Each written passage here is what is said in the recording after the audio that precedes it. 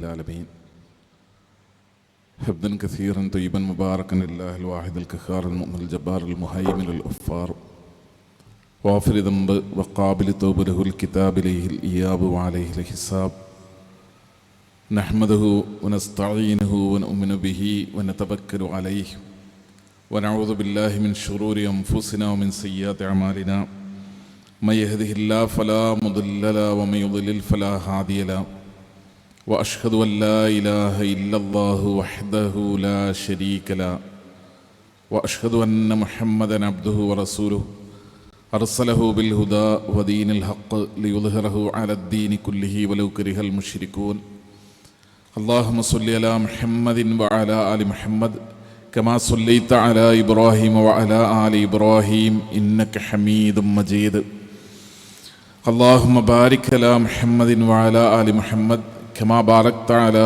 إبراهيم وعلى آل إبراهيم إنك حميد مجيد أما بعد فإن خير الكلام كلام الله وخير الهدي هدي محمد صلى الله عليه وسلم وشر الأمور محدثاتها وكل محدثة بدعة وكل بدعة ضلالة أعوذ بالله السميع العليم من الشيطان الرجيم يا أيها الذين آمنوا اتقوا الله حق تقاته ولا تموتن إلا وأنتم مسلمون بسم الله الرحمن الرحيم وقال الذين كفروا لا تسمعوا لهذا القرآن والغوا فيه لعلكم تعلمون വേദിയിലുള്ള വളരെ ബഹുമാന്യരായ സംഘടനാ നേതാക്കളെ, പ്രിയപ്പെട്ട സഹോദരന്മാരെ, സഹോദരികളെ, സുഹൃത്തുക്കളെ, സർവശക്തനും കാരുണ്യവാനും ജഗന്നിയന്താവുമായ അള്ളാഹുവിൻ്റെ രക്ഷയും സമാധാനവും നമ്മുടെ മേൽ വർഷിക്കുമാറാകട്ടെ എന്ന് പ്രാർത്ഥിക്കുകയാണ്. സംസ്ഥാന വ്യാപകമായി കേരള നദ്വത്തുൽ മുജാഹിദീൻ സംഘടിപ്പിച്ചുകൊണ്ടിരിക്കുന്ന മണ്ഡലം സമ്മേളനങ്ങളുടെ ഭാഗമായിട്ടാണ് ഈ പൊതുയോഗവും ഇവിടെ നടന്നുകൊണ്ടിരിക്കുന്നത്. വളരെ പ്രൗഢമായ 2 പ്രഭാഷണങ്ങൾ ഇവിടെ നിർവഹിക്കപ്പെട്ടു കഴിഞ്ഞു എന്നാണ് ഞാൻ മനസ്സിലാക്കുന്നത്.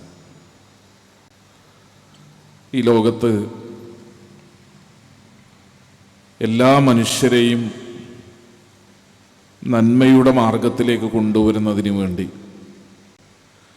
നിയോഗിക്കപ്പെട്ട അന്ത്യപ്രവാചകൻ മുഹമ്മദ് മുസ്തഫ റസൂലുള്ളാഹി സ്വല്ലല്ലാഹു അലൈഹി വസല്ലം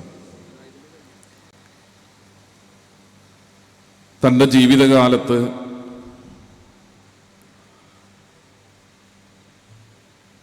തൻ്റെ പരിസരങ്ങളിലും കുടുംബങ്ങളിലും നാട്ടിലുമുള്ള മനുഷ്യരോടൊക്കെ നിരന്തരമായി പറഞ്ഞുകൊണ്ടിരുന്ന, പ്രബോധനം ചെയ്തുകൊണ്ടിരുന്ന കാര്യങ്ങളാണ് കേരളത്തിൻ്റെ മണ്ണിൽ മുജാഹിദ് പ്രസ്ഥാനത്തിനും ജനങ്ങളുടെ മുമ്പിൽ ഉയർത്തിപ്പിടിക്കാനുള്ളത്.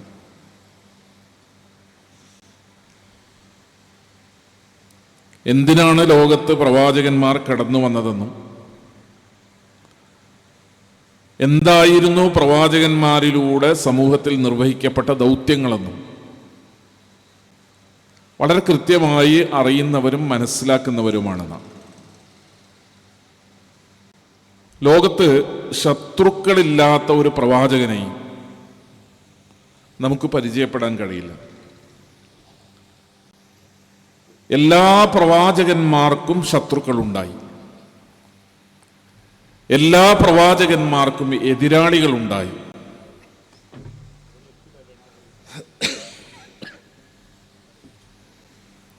ഒരുപാട് പ്രവാചകന്മാർ തങ്ങളുടെ നാട്ടുകാരാൽ കൊല്ലപ്പെടുന്ന സാഹചര്യം ഉണ്ടായി. അനേകം പ്രവാചകന്മാർ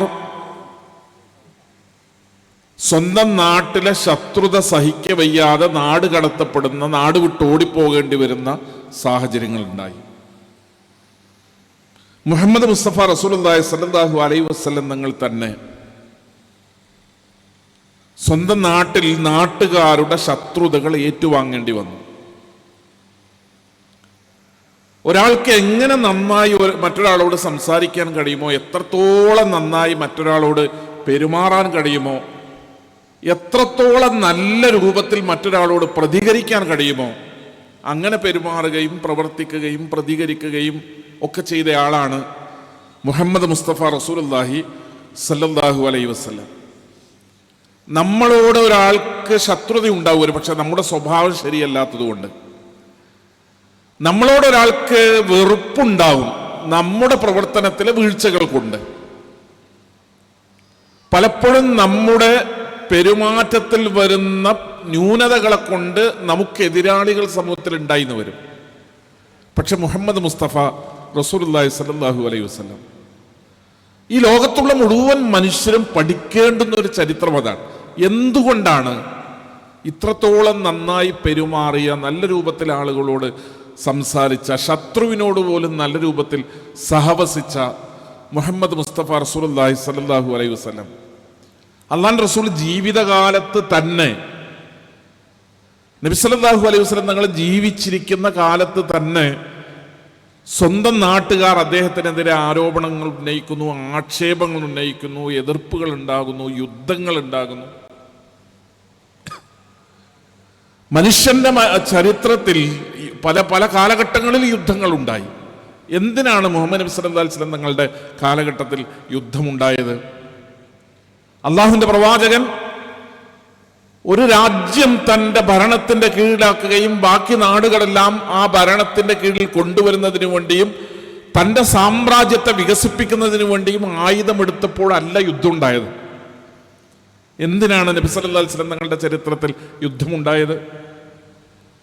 അള്ളാഹുവിന്റെ പ്രവാചകനോട് അന്നുണ്ടായിരുന്ന എതിർപ്പ്, ജീവിതകാലത്തുണ്ടായിരുന്ന എതിർപ്പ് നബി സല്ലല്ലാഹു അലൈഹി വസല്ലം തങ്ങൾ മരിച്ച് നൂറ്റാണ്ടുകൾ കഴിഞ്ഞിട്ട് ഇന്നും ചില ആളുകളുടെ മനസ്സിൽ അതേപോലെ നിലനിൽക്കുന്നു എന്നിടത്താണ് ഈ വെറുപ്പിന്റെ കാരണങ്ങൾ എന്താണ്, എതിർപ്പിന്റെ കാരണങ്ങൾ എന്താണ് എന്ന് നമ്മൾ പഠിക്കേണ്ടത്.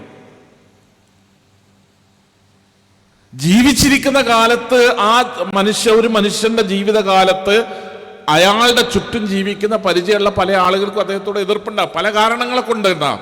പക്ഷെ മരിച്ചു കഴിഞ്ഞിട്ട് ഒരാളോട് ശത്രുത ഉണ്ടാവുക, മരണപ്പെട്ട് നൂറ്റാണ്ടുകൾ കഴിഞ്ഞിട്ട് ഒരു മനുഷ്യനോട് വലിയ വെറുപ്പും വിരോധവും ഒക്കെ ഉണ്ടാവുക, ലോകത്തിന്റെ ഏതെങ്കിലും ഭാഗങ്ങളിൽ എന്തെങ്കിലും സംഭവങ്ങൾ നടക്കുമ്പോൾ ഇത് മുഹമ്മദ് നബി കാരണമാണ് എന്ന് പറയുക. ഇപ്പൊ ഏറ്റവും അവസാനം അതീവ ദുഃഖകരമായ ഒരു സംഭവം, പഹൽഗാം, കാശ്മീർ, നമുക്കൊക്കെ അറിയാം. വളരെ സങ്കടത്തോടു കൂടെയാണ് ലോകം മുഴുവൻ ആ വാർത്ത കേട്ടത്. നിരപരാധികളായ, വളരെ സാധാരണക്കാരായ മനുഷ്യരുടെ നേരെ പെട്ടെന്ന് ചാടി വന്ന് ആയുധമെടുത്ത് ആളുകളെ കൊന്നുകളയുക. വളരെ സങ്കടത്തോടു കൂടെയാണ് ലോകം ആ വാർത്ത കേട്ടത്. പക്ഷേ ആ വാർത്ത, അതിൽ ദുഃഖം രേഖപ്പെടുത്തിയ രാജ്യത്തിന്റെ പ്രധാനമന്ത്രിയുടെ സോഷ്യൽ മീഡിയ പോസ്റ്റിന്റെ താഴെ പോയി ഇങ്ങനെയുള്ള പ്രവർത്തനങ്ങളൊക്കെ ചെയ്യാൻ ചില ആളുകളെ പ്രേരിപ്പിക്കുന്നത് മുഹമ്മദ് നബിയും അദ്ദേഹത്തിന്റെ അധ്യാപനങ്ങളുമാണ് എന്ന് എഴുതി വെക്കുകയും എന്നിട്ട് അതിന്റെ സ്ക്രീൻഷോട്ട് എടുത്ത് അത് കൊണ്ടുവന്ന് രാജ്യത്തിന്റെ പ്രധാനമന്ത്രിയോട് ഇങ്ങനെ ഭീകരവാദികളൊക്കെ ഉണ്ടാകുന്നതിന്റെ കാരണം എന്താണ് എന്ന് ഞാൻ പറഞ്ഞിട്ടുണ്ട് എന്ന് സന്തോഷത്തോടുകൂടെ മലയാളിയോട് വിളിച്ചു പറയുകയും ചെയ്യുക. എന്തുകൊണ്ടാണ് പഹൽഗാമിൽ, കാശ്മീരിൽ ഭീകരവാദികൾ ആളുകളെ വെടിവെച്ച് നോക്കുന്നത്? എന്തുകൊണ്ടാണ് ഈ മനുഷ്യൻ പറയാൻ ശ്രമിക്കുന്നത്? മുഹമ്മദ് നബി കാരണമാണ്. നബി സല്ലല്ലാഹു അലൈഹി വസല്ലം തങ്ങൾ ജീവിച്ച കാലത്ത് നബിയോട് ശത്രുത ഉണ്ടാവുക, അള്ളാഹുവിന്റെ റസൂലിന്റെ മരണശേഷവും റസൂലിനോട് ശത്രുത ഉണ്ടാവുക. നൂറ്റാണ്ടുകൾ കഴിഞ്ഞ് നമ്മൾ ജീവിക്കുന്ന ഈ കാലത്ത് നബി സല്ലല്ലാഹു അലൈഹി വസല്ലം തങ്ങളുടെ ചിത്രമല്ല, അള്ളാഹിന്റെ റസൂലിന്റെ രൂപമല്ല, പ്രവാചക തിരുമേനി സല്ലല്ലാഹു അലൈഹി വസല്ലം തങ്ങളെ കയ്യേറാനോ കല്ലെറിയാനോ ഒന്നും കഴിയാൻ ഏതെങ്കിലും പ്രതിമകളോ പ്രതിഷ്ഠകളോ ഒന്നും റസൂലുള്ളാഹിക്കില്ല. അള്ളാഹുവിന്റെ പ്രവാചകന്റെ വ്യക്തിത്വത്തെ വലിച്ചു കീറുന്ന, നബി സല്ലല്ലാഹു അലൈഹി വസല്ലം തങ്ങളെ വികൃതമായി ചിത്രീകരിക്കുന്ന, പ്രവാചക തിരുമേനി സല്ലല്ലാഹു അലൈഹി വസല്ലം തങ്ങളോട് ആളുകളുടെ മനസ്സിനകത്ത് വെറുപ്പുണ്ടാകാൻ വേണ്ടി ബോധപൂർവം പണിയെടുക്കുന്ന ആളുകൾ അതെന്നും ചരിത്രത്തിലുണ്ടായി. അതിൻ്റെ കാരണം മുഹമ്മദ് മുസ്തഫ റസൂലുള്ളാഹി സ്വല്ലല്ലാഹു അലൈഹി വസല്ലം തങ്ങൾ മനുഷ്യരോട് പറയുന്നത്, ജനങ്ങളെ പഠിപ്പിക്കുന്നത്, ശാന്തമായി സമാധാനത്തോടുകൂടെ ജനങ്ങൾ കേട്ടാൽ, അറിഞ്ഞാൽ, പഠിച്ചാൽ, മനസ്സിലാക്കിയാൽ അവർ പ്രവാചക തിരുമേനി സല്ലല്ലാഹു അലൈഹി വസല്ലം തങ്ങളുടെ അനുയായികളായി മാറുമെന്ന ബോധ്യമുള്ളത് കൊണ്ടാണ്. വഖാലല്ലദീന കഫറു, പരിശുദ്ധ ഖുർആൻ പറയാൻ, അവിശ്വാസികൾ പരസ്പരം പറഞ്ഞു, ലാ തസ്മഉ ലിഹാദൽ ഖുർആൻ. ആളുകൾ ഇങ്ങനെ ഖുർആൻ ഓതുന്നു. അബൂബക്കർ സിദ്ദീഖ് റളിയല്ലാഹു അൻഹു അദ്ദേഹത്തിന്റെ വീടിന്റെ മുന്നിൽ തന്നെ ചെറിയൊരു പള്ളി ഉണ്ടാക്കി. അദ്ദേഹം ആ പള്ളിയിൽ നിസ്കരിക്കും, അവിടെ ഇരുന്ന് ഖുർആൻ ഓതും. നിരന്തരം തൻ്റെ വീടിൻ്റെ മുമ്പിൽ തന്നെ ഉണ്ടാക്കിയ, പറമ്പിൽ തന്നെ ഉണ്ടാക്കിയ ചെറിയ പള്ളിയിൽ ഇരുന്നിട്ട് അബൂബക്കർ സിദ്ദീഖ് റളിയല്ലാഹു അൻഹു ഖുർആൻ ഓതും. അപ്പോൾ ആ ചെറിയ നമസ്കാര പള്ളിയുടെ ചുറ്റും ആൾക്കാർ കൂടും. വിശ്വാസികളൊന്നുമല്ല, ആ നാട്ടിലെ സാധാരണക്കാരായ അവിശ്വാസികളായ മുശ്രിക്കുകളുടെ കൂട്ടത്തിൽപ്പെട്ട ആണും പെണ്ണും യുവാവും മുതിർന്നവരൊക്കെ വരും. എന്നിട്ട് അവർ ചുറ്റും നിന്ന് ഖുർആൻ ഇങ്ങനെ കേൾക്കും. അപ്പോഴാണ് പറഞ്ഞത് ലാ തസ്മഉ ലിഹാദൽ ഖുർആൻ. നമ്മളാരും എന്ത് ചെയ്യരുത്, ഖുർആൻ കേൾക്കരുത്.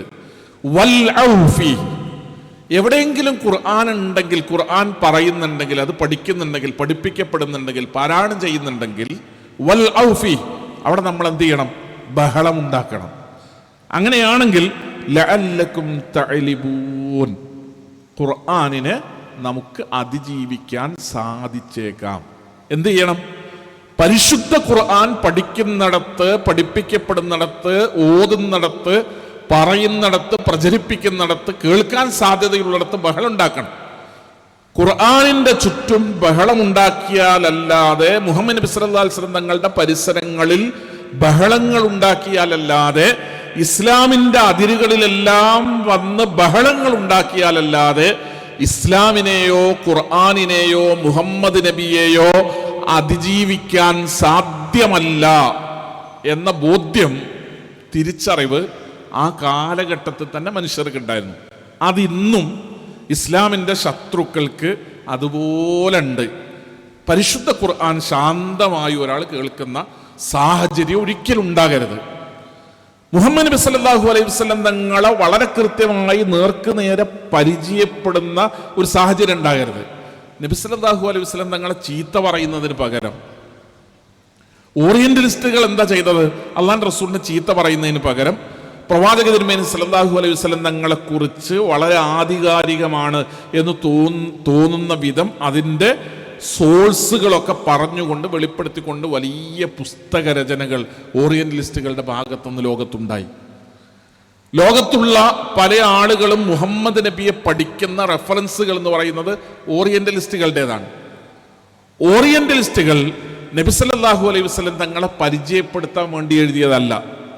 ഓറിയന്റലിസ്റ്റുകൾ ക്രിസ്ത്യൻ മിഷണറിമാരിലൂടെ കാലാകാലങ്ങളിൽ നിർവഹിക്കപ്പെട്ട പ്രവാചക വിരോധവും പ്രവാചകനോടുള്ള എതിർപ്പും ഒരു അക്കാദമിക് വർക്ക് എന്ന രീതിയിൽ നിർവഹിച്ചുകൊണ്ട് ലോകത്തിന്റെ മുന്നിൽ റസൂലിനെ പരിചയപ്പെടുത്തുന്ന രീതിയാണ് അവർ ചെയ്തത്.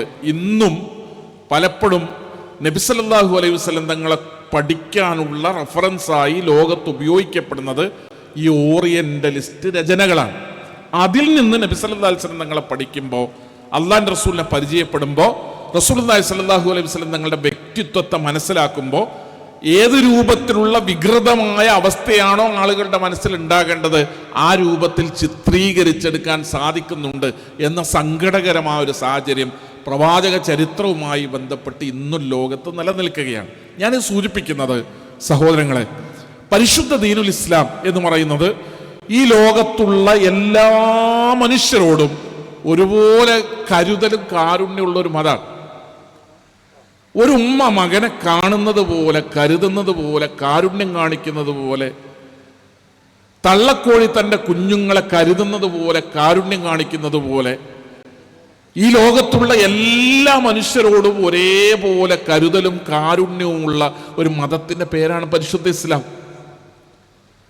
നമ്മൾക്ക് പോലും വാർത്തകൾ വായിച്ചും കേട്ടും നിരന്തരമായി പല സംഭവങ്ങൾക്കും ഇങ്ങനെ സാക്ഷികളായും, ദീന് എന്ന് പറഞ്ഞാൽ, മതം എന്ന് പറഞ്ഞാൽ എന്തൊക്കെയോ അബദ്ധങ്ങളും അപകടങ്ങളും പ്രശ്നങ്ങളും സംഘർഷങ്ങളും സംഘട്ടനങ്ങളും ഏറ്റുമുട്ടലുകളും ശത്രുതകളും ഒക്കെ ഉള്ള ഒരു സംഭവമാണ് ദീനെന്ന ഒരു തോന്നലിലേക്ക്, അങ്ങനെ ഒരു ചിന്തയിലേക്ക് മനുഷ്യരെയും അവരുടെ മസ്തിഷ്കങ്ങളെയും കൊണ്ടുപോവുക എന്നതാണ് സത്യത്തിൽ ദീനിൻ്റെ ശത്രുക്കളുടെ ഉത്തരവാദിത്വം എന്ന് പറയുന്നത്. ഞാൻ എൻ്റെ ഒരു സുഹൃത്തിൻ്റെ ഫേസ്ബുക്ക് പോസ്റ്റ് പങ്കുവെക്കാം. അദ്ദേഹം പറയാണ്, എൻ്റെ വീട്ടിൽ ഞാനും അമ്മയും മാത്രമാണ് താമസിക്കുന്നത്. എൻ്റെ അമ്മ, എന്നെ പ്രസവിച്ച എൻ്റെ അമ്മ എൻ്റെ വീട്ടിലുള്ളപ്പോൾ ആ വീട്ടിൽ കിടന്നുറങ്ങുന്നത് എനിക്ക് പേടിയാണ്. എൻ്റെ അമ്മയോടൊപ്പം എൻ്റെ വീട്ടിൽ കിടന്നുറങ്ങുന്നത് എനിക്ക് പേടിയാണ്. കാരണം എൻ്റെ അമ്മ മതവിശ്വാസിയാണ്. ഒരു മതവിശ്വാസിയെ ഏത് സമയത്തും അന്ധവിശ്വാസങ്ങൾ സ്വാധീനിക്കും. ഒരു മതവിശ്വാസിയെ ഏത് സമയത്തും പിഴപ്പിക്കുന്ന പല ധാരണകളും അയാളുടെ മനസ്സിലേക്ക് കടന്നു വരും. അതുകൊണ്ട് എൻ്റെ മകൻ്റെ തല തല്ലി ചതച്ചാലാണ് എനിക്ക് പരലോകമോക്ഷം കിട്ടുക എന്നെങ്ങാനും എൻ്റെ അമ്മ വിചാരിക്കുന്ന ഒരു ഘട്ടമുണ്ടായാൽ ഞാൻ കിടന്നുറങ്ങുമ്പോൾ എൻ്റെ അമ്മ എന്നെ തല്ലിക്കൊല്ലും. എൻ്റെ അമ്മയെ എനിക്ക് പേടിയാണ്, കാരണം എൻ്റെ അമ്മ മതവിശ്വാസിയാണ്. ഇത് ബോധപൂർവം ചിത്രീകരിക്കാൻ ലോകത്തിങ്ങനെ ഘട്ടമായി ആളുകളുടെ മനസ്സിനകത്ത് ഇങ്ങനത്തെ ഒരു ചിത്രം ഉണ്ടാക്കി കൊണ്ടുവരുന്നതിന് വേണ്ടിയുള്ള വലിയ പരിശ്രമങ്ങളാണ് ലോകത്തെമ്പാടും നടന്നുകൊണ്ടിരിക്കുന്നത്. അതിൻ്റെ ഭാഗമായാണ് ഇസ്ലാമിനെതിരെ നിരന്തരമായ പ്രചാരണങ്ങൾ നടക്കുന്നത്. നിങ്ങൾ നോക്ക്, തുഫൈൽ ഇബ്നു അംർ അദ്ദൗസി ഒരു വലിയ ഗോത്രത്തിൻ്റെ നേതാവാണ്. അദ്ദേഹം മക്കത്ത് വന്നപ്പോൾ മക്ക മുശ്രിക്കുകൾ അദ്ദേഹത്തോട് പറഞ്ഞു, താങ്കൾ മുഹമ്മദ് എന്ന് പറയുന്ന ഒരാളെ പരിചയപ്പെടും. മുഹമ്മദിനെ പരിചയപ്പെടുമ്പോൾ മുഹമ്മദ് പറയുന്നതിനൊന്നും ചെവി കൊടുക്കരുത്. പലതും പറയൂ അയാൾ. നിങ്ങൾ കഅബയിൽ പോയാലും അവിടെ ഒരുപക്ഷെ മുഹമ്മദ് ഉണ്ടാകും. അയാൾ ചില വാക്കുകൾ, ചില വരികൾ അയാൾ പാരായണം ചെയ്യും. അതൊന്നും നിങ്ങൾ കേൾക്കരുത്, ശ്രദ്ധിക്കരുത്. തുഫൈൽ ഇബ്നു അംർ അദ്ദൗസി എന്ന് പറയുന്ന ഗോത്രത്തിൻ്റെ നേതാവ്, അദ്ദേഹം ഒരു കവി കൂടിയാണ്, ഒരു ബുദ്ധിജീവിയാണ്. അപ്പം അദ്ദേഹം കഅബാലയത്തിൻ്റെ അകത്ത് കയറിയപ്പോൾ 2 പഞ്ഞി കഷ്ണങ്ങൾ എടുത്ത് ചെവിയിൽ വെച്ച് 2 ചെവിയും അടച്ചിട്ടാണ്, മുഹമ്മദ് നബി എങ്ങാനും എന്തെങ്കിലും പറഞ്ഞാലോ അത് കേൾക്കേണ്ടി വന്നാലോ എന്ന് കരുതി 2 ചെവിയും പഞ്ഞി വെച്ചടച്ചിട്ടാണ് അദ്ദേഹം ഹറമിലേക്ക്, കഅബാലയത്തിലേക്ക് കയറി ചെല്ലുന്നത്. അവിടെ പ്രവാചക തിരുമേനി സല്ലല്ലാഹു അലൈഹി വസല്ലം തങ്ങൾ ഖുർആൻ പാരായണം ചെയ്യുന്നുണ്ട്. തുഫൈൽ ഇബ്നു അംർ അദ്ദൗസിയുടെ തുഫൈലിൻ്റെ മനസ്സ് അദ്ദേഹത്തോട് ചോദിച്ചു, താങ്കൾ എത്ര വലിയ ഭീരുവാണ്. തുഫൈൽ റളിയല്ലാഹു അൻഹു തന്നെ പറയാണ്, എൻ്റെ മനസ്സ് എന്നോട് ചോദിച്ചു, തുഫൈൽ താങ്കൾ ഇത്ര വലിയ ഭീരുവാണ്. ഒരാൾ എന്തെങ്കിലും പാരായണം ചെയ്യുമ്പോഴേക്ക് സ്വന്തം വിശ്വാസം എടുത്ത് വലിച്ചെറിയാൻ മാത്രം ഭീരുവാണോ താങ്കൾ? ഒരാൾ പറയുന്നത് കേട്ടതിൽ ശരിയും തെറ്റും മനസ്സിലാക്കാൻ കഴിയാത്ത അത്ര ദുർബലനാണോ താങ്കൾ? ഇതെൻ്റെ മനസ്സാക്ഷി എന്നോട് ഇങ്ങനെ ചോദിച്ചുകൊണ്ടിരുന്നു. ഞാൻ എൻ്റെ 2 ചെവിയിൽ നിന്നും പഞ്ഞികളെടുത്ത് വലിച്ചെറിഞ്ഞു. എന്നിട്ട് മുഹമ്മദ് എന്താണ് പറയുന്നത് എന്ന് കേട്ടു നോക്കി. പിന്നീട് നമ്മൾ തുഫൈൽ റളിയല്ലാഹു അൻഹുവിനെ കാണുന്നത് ഷഹാദത്ത് കലിമ ചൊല്ലി പ്രവാചക തിരുമേനി സല്ലല്ലാഹു അലൈഹി വസല്ലം തങ്ങളോടൊപ്പം വിശ്വാസിയാകുന്നതും തൻ്റെ ഗോത്രത്തിലേക്ക് തിരിച്ചുപോയി, നാട്ടിലേക്ക് തിരിച്ചുപോയി തൻ്റെ ഗോത്രത്തെ മുഴുവനും മുഹമ്മദ് നബി സല്ലല്ലാഹു അലൈഹി വസല്ലം തങ്ങളുടെ അനുയായികളാക്കി മാറ്റുന്നതുമായ രോമം എഴുന്നേറ്റ് നിൽക്കുന്ന ചരിത്രത്തിലെ അത്ഭുതകരമായ ഏടുകൾക്ക് നമ്മൾ സാക്ഷികളാവുകയാണ്. ഞാനിത് പറഞ്ഞത് ആളുകളുടെ മുഴുവൻ ചെവികൾക്കകത്ത് പഞ്ഞി വെച്ച് കൊടുക്കാനാണ് ഇസ്ലാമിൻ്റെ ശത്രു ആഗ്രഹിക്കുന്നത്. കാരണം പഞ്ഞി എടുത്തു കഴിഞ്ഞാൽ, ആളുകൾ ഇത് കേട്ടാൽ, ആളുകൾ അറിഞ്ഞാൽ, ആളുകൾ ഇത് മനസ്സിലാക്കിയാൽ അവരെ ഇസ്ലാമും ഖുർആനും സ്വാധീനിക്കുന്ന സാഹചര്യം ഉണ്ടാകും. ലബീദ് ഇബ്നു റബിയ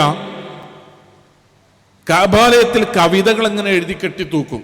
വളരെ പ്രഗത്ഭരായ കവികളാണ് ജാഹിലിയ കാലഘട്ടത്തിൽ ഉണ്ടായിരുന്നത്.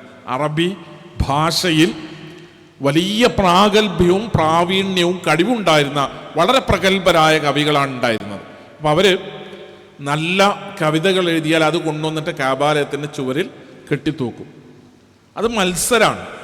കൂട്ടത്തിലുള്ള നാട്ടിലുള്ള വേറെ ഏതെങ്കിലും കവികൾ അങ്ങനെ കവിത എഴുതിയാൽ അതിൻ്റെ സമീപത്ത് കൊണ്ടുവന്ന് അവരും കെട്ടിത്തൂക്കും. അങ്ങനെ കെട്ടിയിടുന്നത് കഅബാലയത്തിൽ ഇങ്ങനെ മുഅല്ലഖാത്ത് ഇങ്ങനെ കെട്ടിത്തൂക്കിയിടുന്നത് പരസ്പരം മത്സരിക്കണം. കവിതകൾ എഴുതിയവർ മത്സരിക്കും. ലബീദ് ഇബ്നു റബിയ കവിത എഴുതിയിട്ടപ്പോൾ ഒരു സ്വഹാബി പരിശുദ്ധ ഖുർആനിൽ 2-ാം അധ്യായം സൂറത്തുൽ ബഖറയിൽ നിന്നുള്ള ആയത്തുകൾ അതിൻ്റെ അടുത്ത് എഴുതി വെച്ചു. ലബീദ് ബിൻ റബിയ വന്നപ്പോൾ എൻ്റെ കവിതയോട് മത്സരിക്കാൻ ഈ കാലത്തും, കാരണം മുഅല്ലഖാത്തൊക്കെ ഈ കവിതകളൊക്കെ ഇങ്ങനെ കെട്ടിത്തൂക്കുന്ന വളരെ പ്രഗത്ഭരായ കവികളൊക്കെ മരിച്ചുപോയി. ആ കൂട്ടത്തിൽ തലയെടുപ്പുള്ളൊരു കവി എന്ന് പറഞ്ഞ് ലബീദ് ബിൻ റബിയ മാത്രമുള്ളത്. അപ്പോഴാണ് കഅബാലയത്തിൽ തൻ്റെ കവിതയുടെ തൊട്ടടുത്ത് വേറൊന്നും ഇങ്ങനെ കെട്ടിത്തൂക്കിയത്. അദ്ദേഹം പോയി അത് വായിച്ചു നോക്കി. അദ്ദേഹം ഷഹാദത്ത് ചൊല്ലി ഇസ്ലാം സ്വീകരിച്ചു, മുസ്ലിമായി. ഉമർ ഇബ്നുൽ ഖത്താബ് റളിയല്ലാഹു അൻഹു അദ്ദേഹത്തോട് 2 വരി ചൊല്ലിക്കേൾപ്പിക്കാൻ ആവശ്യപ്പെട്ടു. അപ്പോൾ അദ്ദേഹം പറഞ്ഞു, അമീറുൽ മുഅ്മിനീൻ, കഅബാലയത്തിൽ എൻ്റെ കവിതയുടെ തൊട്ടരികിൽ പരിശുദ്ധ ഖുർആനിലെ 2 സൂക്തങ്ങൾ എഴുതി വെച്ച് അത് വായിച്ചതിന് ശേഷം ഞാനൊരു കവിതയും എൻ്റെ നാവ് കൊണ്ട്, മനുഷ്യൻ രചിച്ച ഒന്നും ഞാൻ എൻ്റെ നാവ് കൊണ്ട് ഉച്ചരിച്ചിട്ടില്ല എന്ന് ലബീദ് ബിൻ റബിയ പറയുന്നുണ്ട്. കാണുന്നവർ, കേൾക്കുന്നവർ, വായിക്കുന്നവർ, അറിയുന്നവർ, പഠിക്കുന്നവർ, മനസ്സിലാക്കുന്നവർ, ഇതിൻ്റെ അനുയായികളായി മാറുന്ന ചരിത്രമാണ് നിരന്തരമായി ലോകത്ത് ആവർത്തിക്കപ്പെട്ടുകൊണ്ടേയിരുന്നത്. ഇത് ഇസ്ലാമിൻ്റെ ശത്രുവിന് വളരെ കൃത്യമായി അറിയാവുന്ന ഇതിൻ്റെ മർമ്മമാണ്. അതുകൊണ്ട് തന്നെ വെറുപ്പുൽപ്പാദിപ്പിച്ചാലാണ്, ഇവർ വലിയ അപകടകാരികളാണ് എന്നുള്ള ഒരു ചിത്രീകരണം നടത്തിയാലാണ്, അങ്ങനെ സ്ഥാപിച്ചെടുത്താലാണ് ഇസ്ലാമിൽ നിന്നും ഖുർആനിൽ നിന്നും പ്രവാചക തിരുമേനി സല്ലല്ലാഹു അലൈഹി വസല്ലം തങ്ങളിൽ നിന്നുമൊക്കെ ആളുകളെ അകറ്റി നിർത്താനാവുക എന്ന ബോധമുള്ളത് കൊണ്ടാണ്, അത് വളരെ കൃത്യമായി അറിയുന്നത് കൊണ്ടാണ് സഹോദരങ്ങളെ, സഹോദരിമാരെ, ഇസ്ലാമുമായി ബന്ധപ്പെട്ട് നിരന്തരമായി നമ്മുടെ നാട്ടിലൊക്കെ വിവാദങ്ങൾ ഉണ്ടായിക്കൊണ്ടേയിരിക്കുന്നത്. നമ്മുടെ ഉത്തരവാദിത്വം എന്താണ്?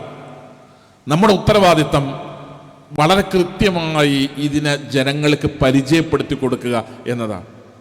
മുഹമ്മദ് നബി സല്ലല്ലാഹു അലൈഹി വസല്ലം തങ്ങളെ സത്യസന്ധമായി ഈ നാട്ടിലുള്ള ഏതെങ്കിലും ഒരാൾക്ക് പരിചയപ്പെടുത്തി കൊടുക്കാൻ, ഏതെങ്കിലും ഒരാൾക്ക് റസൂലുള്ളാഹി സ്വല്ലല്ലാഹു അലൈഹി വസല്ലം തങ്ങളെ പരിചയപ്പെടുത്തി കൊടുക്കാൻ, നമ്മുടെ കൂടെ ജോലി ചെയ്യുന്ന, അയൽവക്കത്ത് താമസിക്കുന്ന, നമ്മുടെ കൂടെ പഠിച്ച, നമുക്ക് ബന്ധമുള്ള ഏതെങ്കിലും ഒരു മനുഷ്യന്റെ മുമ്പിൽ പ്രവാചക തിരുമേനി സല്ലല്ലാഹു അലൈഹി വസല്ലം തങ്ങൾ എന്ന് പറഞ്ഞാൽ ഇന്നയാളാണ് എന്ന് വളരെ കൃത്യമായി റസൂലുള്ളാഹി സ്വല്ലല്ലാഹു അലൈഹി വസല്ലം തങ്ങളുടെ സത്യസന്ധമായ ചരിത്രം പറഞ്ഞു കൊടുക്കാൻ, പഠിപ്പിച്ചു കൊടുക്കാൻ, കേൾപ്പിച്ചു കൊടുക്കാൻ, അറിയിച്ചു കൊടുക്കാനുള്ള ഒരു സംവിധാനം അത് നമ്മുടെ ഭാഗത്തുനിന്നുണ്ടാകണം.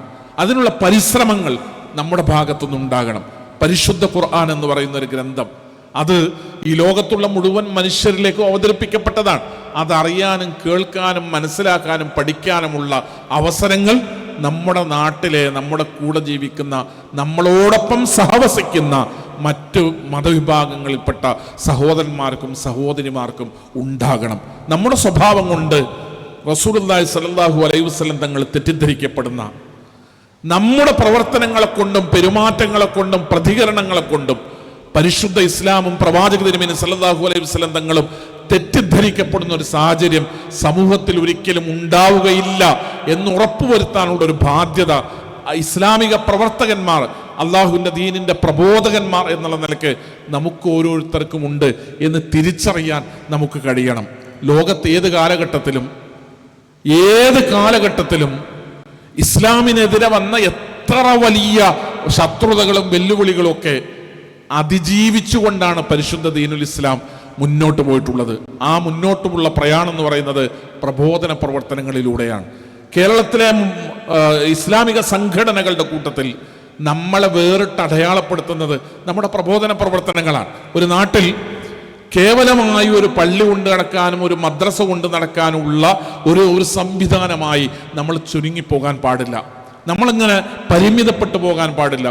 കൂടുതൽ ആളുകളോട് വർത്തമാനം പറയുന്ന, കൂടുതൽ ആളുകളോട് ബന്ധങ്ങൾ ഉണ്ടാക്കുന്ന കൂടുതൽ ആളുകളിലേക്ക് നമ്മയും നമ്മുടെ ദീനിനെയും നമ്മുടെ വിശ്വാസത്തെയും നമ്മുടെ ആദർശത്തെയും ഒക്കെ അറിയിക്കുന്ന, എത്തിക്കുന്ന, പ്രചരിപ്പിക്കുന്ന നിരന്തരമായ പ്രവർത്തനങ്ങളാണ് സംഘടനാ പ്രവർത്തനങ്ങൾ എന്നുള്ള നിലയ്ക്ക് നിർവഹിക്കപ്പെടേണ്ടത്. ഇപ്പോൾ നവോത്ഥാനം പ്രവാചക മാതൃക എന്ന് പറഞ്ഞ KNM-ന്റെ ക്യാമ്പയിൻ നബി സല്ലല്ലാഹു അലൈഹി വസല്ലം തങ്ങളെ പരിചയപ്പെടുത്താനാണ്.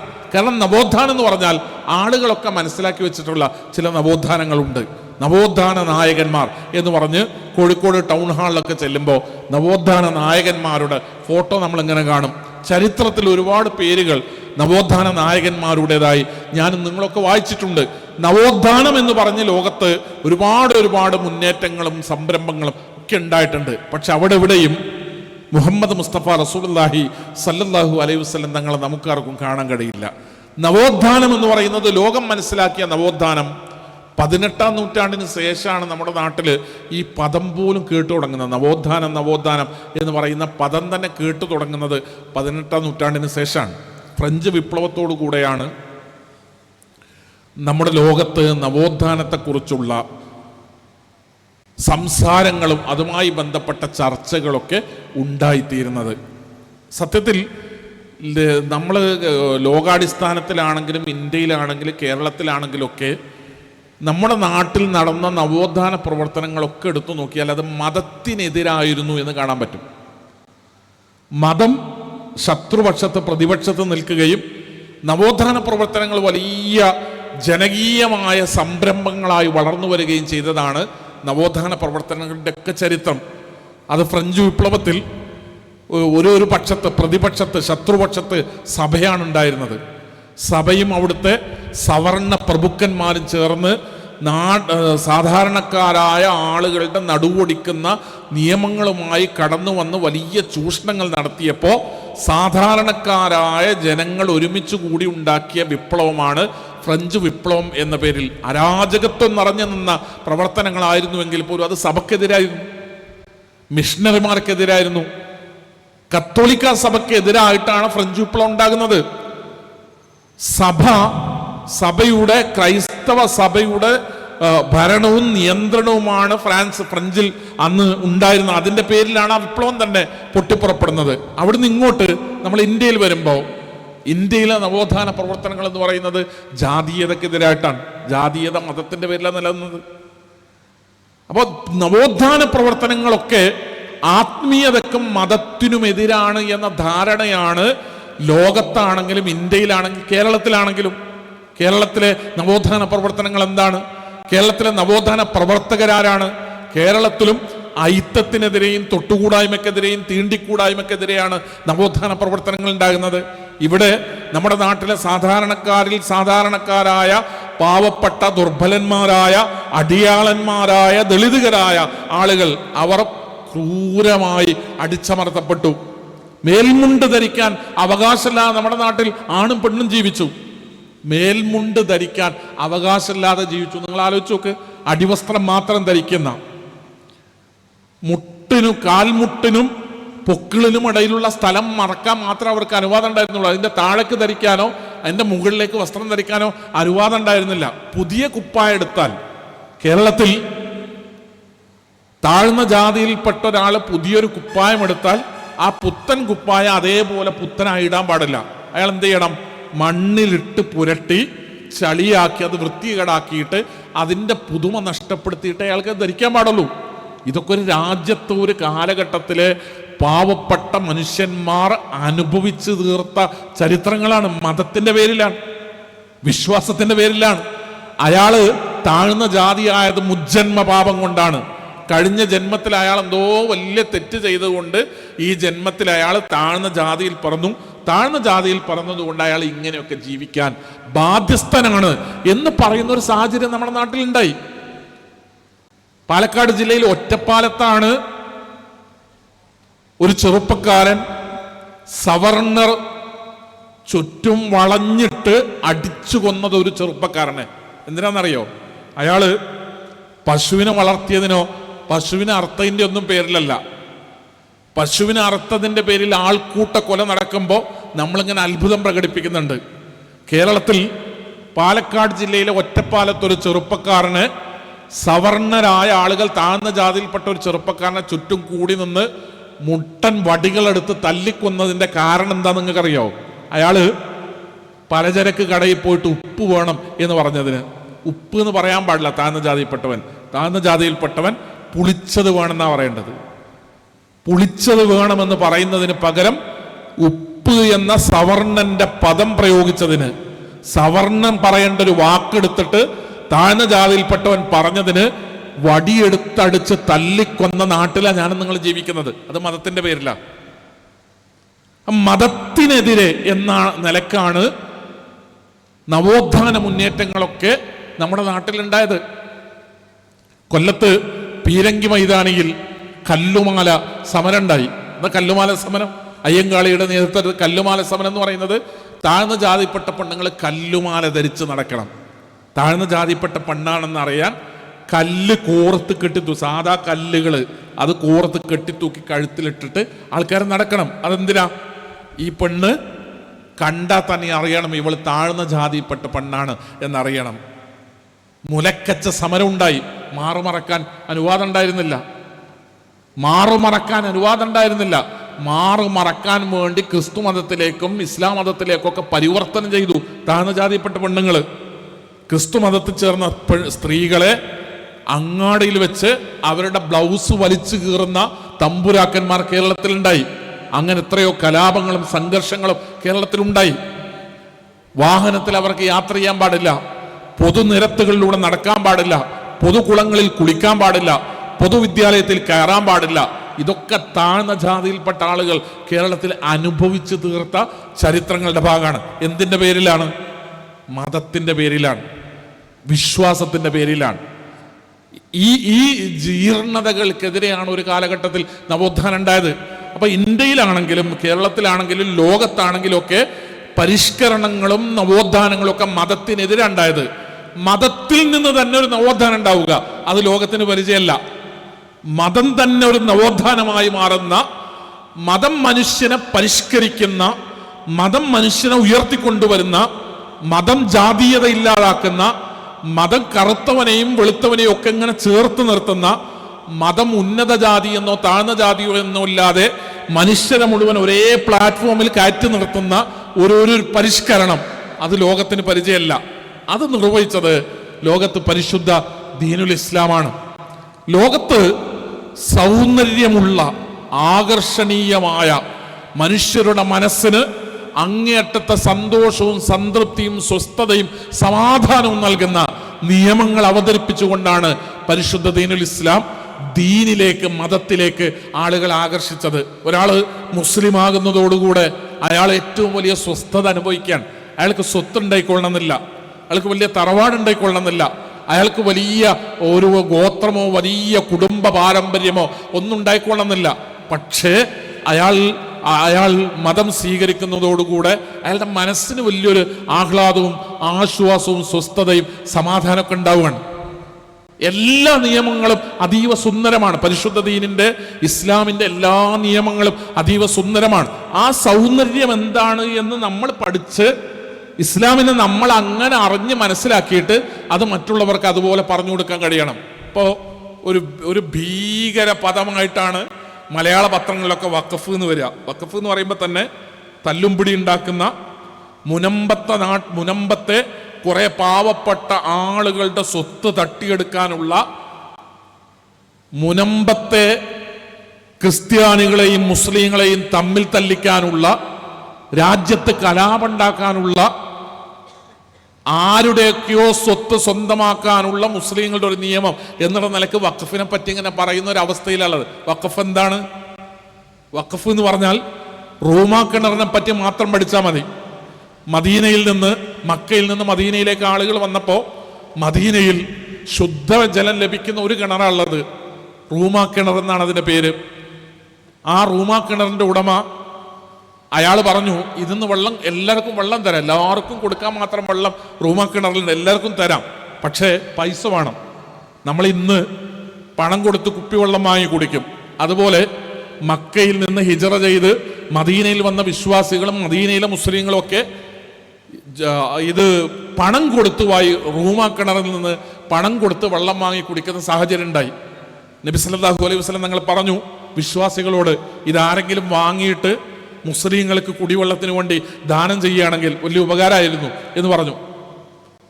ഉസ്മാൻ ഇബ്നു അഫ്ഫാൻ റളിയല്ലാഹു അൻഹു, ഇസ്ലാമിന്റെ മൂന്നാമത്തെ ഖലീഫ ഉസ്മാൻ ഇബ്നു അഫ്ഫാൻ റളിയല്ലാഹു അൻഹു പറഞ്ഞു, റസൂലേ ഞാൻ വാങ്ങാം, റൂമാ കിണർ ഞാൻ വാങ്ങിയിട്ട് ദാനം ചെയ്യാം. അങ്ങനെയാണ് വഖഫിന്റെ ചരിത്രത്തിലെ പ്രസിദ്ധമായ റൂമാ കിണർ. വഖഫ് എന്ന് പറഞ്ഞാൽ എന്താ അറിയോ? അതിൻ്റെ ക്രയവിക്രയങ്ങളൊക്കെ അവസാനിക്കലാണ്. എനിക്കൊരു സ്വത്തുണ്ടെങ്കിൽ ആ സ്വത്ത് ഒന്നുകിൽ ഞാൻ വിൽക്കും, അല്ലെങ്കിൽ എൻ്റെ അനന്തരാവകാശികളിലേക്ക് പോകും. അതിങ്ങനെ കൈമാറ്റം ചെയ്യപ്പെട്ടുകൊണ്ടിരിക്കും. സ്വത്ത് എന്ന് പറയുമ്പോൾ അവകാശികൾ അതിങ്ങനെ മാറിക്കൊണ്ടിരിക്കും. ഇന്ന് നമ്മൾ 10 കൊല്ലം 20 കൊല്ലം 40 കൊല്ലം പ്രവാസിയായി ജീവിച്ച് ഞാനൊരു 30 സെന്റ് സ്ഥലം വാങ്ങി, നല്ല സ്ഥലമാണ്, അവിടെ 2 നില വീട് വെച്ചു, ഞാനും കുട്ടികളൊക്കെ ആയിട്ട് സുന്ദരമായി താമസിക്കുന്നു നമ്മൾ പറയും. ഒരു 20 കൊല്ലം കഴിയുമ്പോഴോ 50 കൊല്ലം കഴിയുമ്പോഴോ 100 കൊല്ലം കഴിഞ്ഞിട്ടോ ആ സ്ഥലവും വീടും ഏതോ ഒരുത്തൻ്റെ കയ്യിലായിരിക്കും. അത് നമ്മുടെ പേരക്കുട്ടികളാകാം, അല്ലെങ്കിൽ ഏതോ മനുഷ്യനാകാം. സ്വത്ത് എന്ന് പറയുന്നത് ഇങ്ങനെ കൈമാറ്റം ചെയ്യപ്പെട്ടുകൊണ്ടിരിക്കും. വഖഫ് ചെയ്യപ്പെട്ടാൽ അതിൻ്റെ കൈമാറ്റങ്ങൾ അവിടെ അവസാനിക്കുകയാണ്. റൂമാ കിണർ അത് ഉസ്മാൻ ഇബ്നു അഫ്ഫാൻ റളിയല്ലാഹു അൻഹു വാങ്ങി ദാനം ചെയ്തതോടുകൂടെ അതിൻ്റെ കൈമാറ്റം നിന്നു. അതിന് പിന്നെ ഉടമകൾ എന്ന് പറഞ്ഞ് ആർക്കെങ്കിലും അതിനെ കൈമാറാനുള്ള അധികാരമോ അവകാശമോ ഇല്ല. അങ്ങനെ റൂമാ കിണർ വാങ്ങിയിട്ട് എല്ലാവർക്കും വെള്ളം കുടിക്കാനുള്ള, സൗജന്യമായി വെള്ളം കുടിക്കാനുള്ള ഒരു സംവിധാനം ഉണ്ടാക്കുകയാണ്.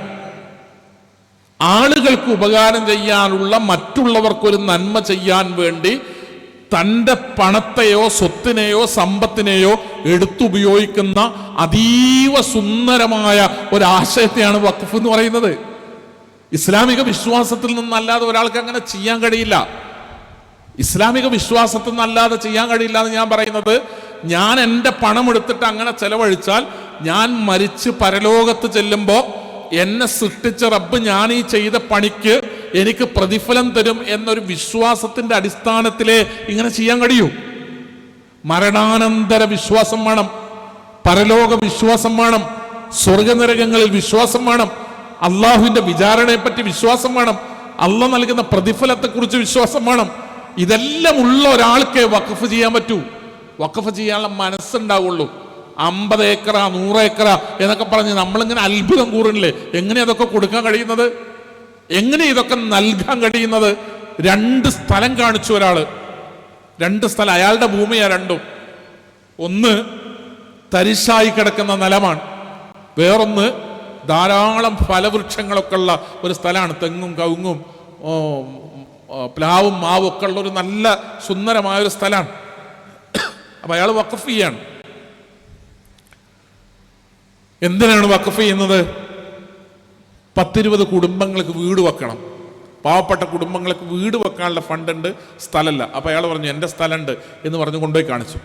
അത് കൂടെ പോയ ആളുകൾ പറഞ്ഞു ഈ 2 സ്ഥലം, ഇത് ഇപ്പുറത്തെ ആരാ, ഞാൻ തരിശായി അതും എൻ്റെതാണ്, ഇതും എൻ്റെതാണ്, ഇതാണ് ഞാൻ തരുന്നത്. തെങ്ങും കവുങ്ങും മാവും പ്ലാവും ഒക്കെ ഉള്ള ഈ തിങ്ങ് നിറഞ്ഞ് ഞാൻ വളരെ സ്നേഹിക്കുന്ന എൻ്റെ ഇഷ്ടപ്പെട്ടൊരു തോട്ടാണ്, ഇതാണ് ഞാൻ തരുന്നത്. അപ്പം ആളുകൾ പറഞ്ഞു വീട് വെക്കേണ്ടി വരുമ്പോൾ ഇതിൽ പല മരങ്ങളും മുറിച്ച് കളയേണ്ടി വരില്ലേ, ഈ തരിശായ സ്ഥലമാണെങ്കിൽ ഇതുപോലെ.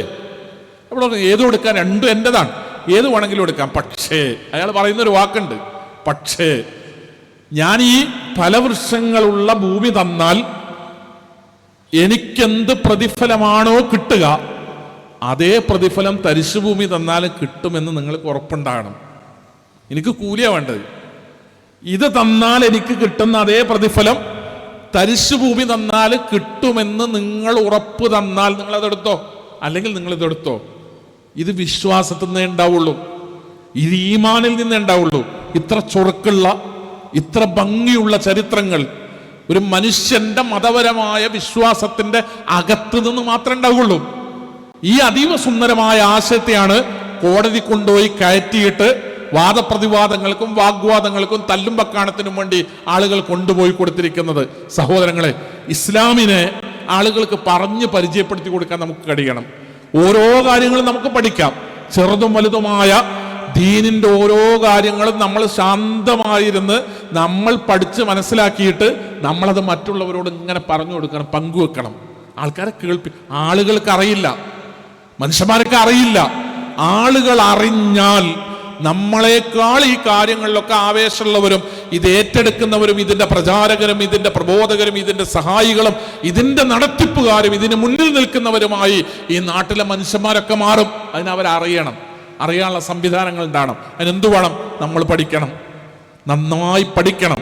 അള്ളാന്റെ റസൂലിനെ നമ്മൾ നന്നായി വായിക്കണം, പരിശുദ്ധ ഖുർആൻ നമ്മൾ നല്ലോണം പഠിക്കണം, അള്ളാഹുവിന്റെ ദീൻ, പരിശുദ്ധ ദീനുൽ ഇസ്ലാം നമ്മൾ അടുത്തറിയണം. എന്നിട്ടത് മറ്റുള്ളവരോട് നമ്മൾ പങ്കുവെക്കണം. ആളുകളെ നമ്മളിത് കേൾപ്പിക്കണം, ആളുകൾക്ക് മനസ്സിലാക്കി കൊടുക്കണം. ആളുകൾ ഇത് അറിഞ്ഞ് മനസ്സിലാക്കി ഉൾക്കൊണ്ട് നമ്മൾ അതനുസരിച്ച് ജീവിക്കുകയും മറ്റുള്ളവരെ കേൾപ്പിക്കുകയും ചെയ്യുന്ന സാഹചര്യങ്ങൾ ഉണ്ടാവുക എന്നതാണ് ദീനുമായി ബന്ധപ്പെട്ടുണ്ടാകുന്ന എല്ലാ പ്രതിസന്ധികളെയും മറികടക്കാനുള്ള മാർഗതാണ്. വേറെ മാർഗങ്ങളൊന്നുമില്ല. പ്രബോധന പ്രവർത്തനങ്ങളിലേക്ക് മുന്നിട്ടിറങ്ങുക എന്നതല്ലാതെ അടിസ്ഥാനപരമായ എല്ലാ കാര്യങ്ങളിലും ആളുകളെ രക്ഷപ്പെടുത്താൻ വേറെ മാർഗങ്ങളൊന്നുമില്ല. നമുക്ക് ഈ നാടിനോട് ഇഷ്ടവും സ്നേഹം ഉണ്ടെങ്കിൽ, ഈ നാട്ടിലുള്ള ജനങ്ങളോട് ഇഷ്ടവും സ്നേഹവും ഉണ്ടെങ്കിൽ, നമുക്ക് ഏറ്റവും സന്തോഷവും ആഹ്ലാദവും അനുഭൂതിയും തരുന്ന ഒരു വികാരത്തെ, ഒരു വിശ്വാസത്തെ ആളുകളോട് നമ്മൾ പങ്കുവെക്കണം. നല്ല തണലുള്ള ഒരു മരത്തിൻ്റെ ചുവട്ടിൽ നമുക്കിങ്ങനെ നിൽക്കാൻ പറ്റിയിട്ട് നമ്മൾ അതിൻ്റെ ആശ്വാസവും അതിൻ്റെ സന്തോഷവും അതിൻ്റെ എല്ലാ അനുഭവങ്ങളും നമ്മളിങ്ങനെ അനുഭവിക്കുമ്പോൾ കുറേ ആൾക്കാർ വെയിലത്ത് നിൽക്കുകയാണെങ്കിൽ ആ വെയിലത്ത് നിൽക്കുന്ന ആളുകളോട് തണുപ്പിലേക്ക് വരാൻ പറയാൻ, അതിലെന്താ ഭീകരത ഉള്ളത്? അതിലെന്താ തീവ്രത ഉള്ളത്? അതിലെന്താ വർഗീയത ഉള്ളത്? വെയിൽ കൊള്ളുന്നിടത്തുനിന്ന്, ചൂട് കൊള്ളുന്നിടത്തുനിന്ന് തണുപ്പിലേക്ക് വരണം എന്ന് പറയാൻ. വല്ലാഹു യദൂ ഇലാ ദാരിസ്സലാം. അള്ളയാണ് ഏറ്റവും വലിയ ദഅവത്ത് നടത്തിയിട്ടുള്ളത്. അള്ളാഹുവാണ് ലോകത്ത് ദഅവത്ത് നടത്തുന്നത്. നമ്മുടെ നാവിലൂടെയാണ് അള്ളാഹു ആളുകളെ വിളിക്കുന്നത്. വല്ലാഹു യദൂ ഇലാ ദാരിസ്സലാം. ആളുകളെ സമാധാനത്തിന്റെ ഭവനത്തിലേക്ക് അള്ളാഹു വിളിക്കുകയാണ്. ഈ നാട്ടിലുള്ള എല്ലാ മനുഷ്യന്റെ മനസ്സുകളും അസ്വസ്ഥമാണ്. കുടുംബപരമായ പ്രശ്നങ്ങൾ, ആരോഗ്യപരമായ പ്രശ്നങ്ങൾ, സാമ്പത്തിക പ്രശ്നങ്ങൾ, ഒരുപാട് മാനസിക സംഘർഷങ്ങളും പ്രയാസങ്ങളും ബുദ്ധിമുട്ടുകളും കഷ്ടപ്പാടുകളൊക്കെ അനുഭവിച്ചുകൊണ്ട് ആൾക്കാർ ജീവിക്കുന്നത്. പുറത്തുള്ള പളവളപ്പ് നമ്മൾ നോക്കണ്ട. പുറത്ത് കാണുന്ന ഭയങ്കര സമയങ്ങളും അലങ്കാരങ്ങളൊക്കെ ഉണ്ടാവും, അത് നോക്കണ്ട. ആളുകളുടെ അകത്ത്, മനസ്സിനകത്ത് വലിയ സംഘർഷങ്ങളും അസ്വസ്ഥതകളും അനുഭവിക്കുകയാണ്.